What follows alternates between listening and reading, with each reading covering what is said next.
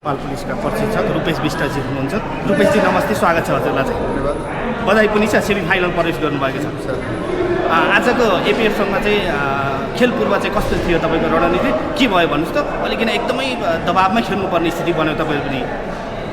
पहिलो र दोस्रो सेट चाहिँ सोचे जस्तै राम्रो खेल्यो होइन। तेस्रो र चौथो सेट राम्रो खेल्न सकेन। पाँचौँ सेटमा आएर फेरि रिकभर गऱ्यो, फेरि कभर गरेर त्यसलाई चाहिँ च्याम्पियन बन्यो होइन। जस्तै भए पनि च्याम्पियन त च्याम्पियनै हो।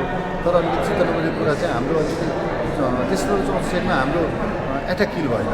एट्याक किल भने कम्बिनेसन चाहिँ केही छलबल लियो होइन। पाँचौँ सेटमा मात्रै बल्ल रिकभरमा आयो। ठिक छ, अब हाम्रो मिस्टेक हो, हाम्रै गल्तीको कारणले गर्दा हामी 2 सेट गुमाउनु पुग्यौँ। अब आगामी नेक्स्ट म्याचमा चाहिँ हामी त्यसलाई करेक्सन गरेर त्यो अवस्था नहुन दिनलाई चाहिँ हामी अब त्यतापट्टि लाग्नेछौँ। दुवै विभागीय टोली होइन, एकदमै ठुलो दबावमै खेल्नु पऱ्यो होइन।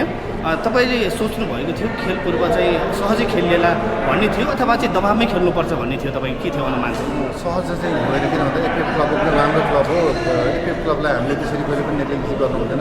टिम एकदम राम्रो छ, सशक्त छ, बलियो नै छ होइन। हामीले सहजै हुन्छ भन्ने चाहिँ मैले सोचेको थिइनँ।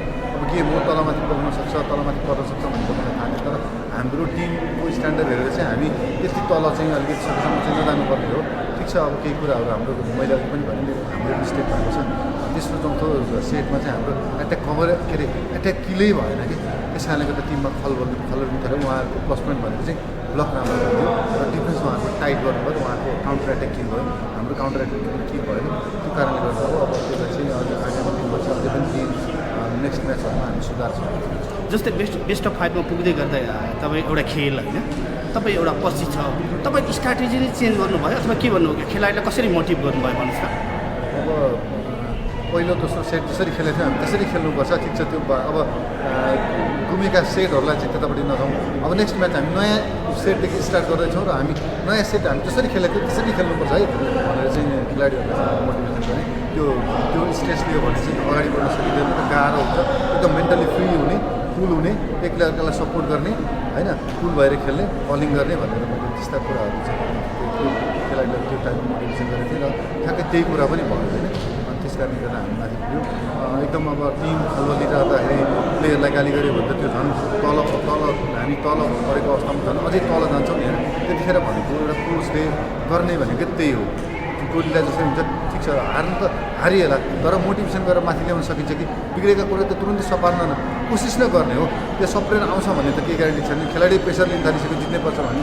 त्यसैले मैले के भने जित्नुपर्छ भने प्रेसर नदिने, आफ्नो बेस्ट पर्फर्मेन्स दिने कोसिस गर्ने, आफ्नो मिस्टेकलाई करेक्सन गर्ने भनेर चाहिँ त्यति गरेर हामी फेरि 5 मैदानमा उतार्थ्यौँ र फेरि प्लेयरले चाहिँ त्यो सोचे अनुरूप नै पर्फर्मेन्स गर्यो र हामीले अबको रणनीति के हुन्छ भन्नुहोस् त? अब रणनीति भनेको सेमी फाइनलमा प्रवेश गरिसक्नु भएको छ होइन।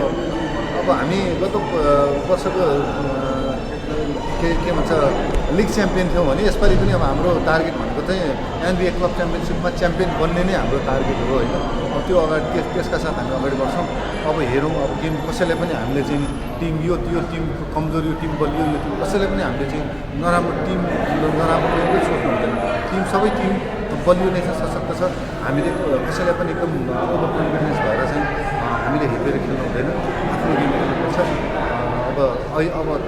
अबको टार्गेट भनेको यो लिग क्लब च्याम्पियनसिपको च्याम्पियन बन्ने भन्ने नै हो होइन। अब चुनौती छ होइन। अब हेरौँ, अब एकदम ओभर कन्फिडेन्स भएर हामी जित्छौँ नै भन्नु पनि अब यो अवस्था छैन। किन भन्दाखेरि सबै टिम राम्रो छ होइन।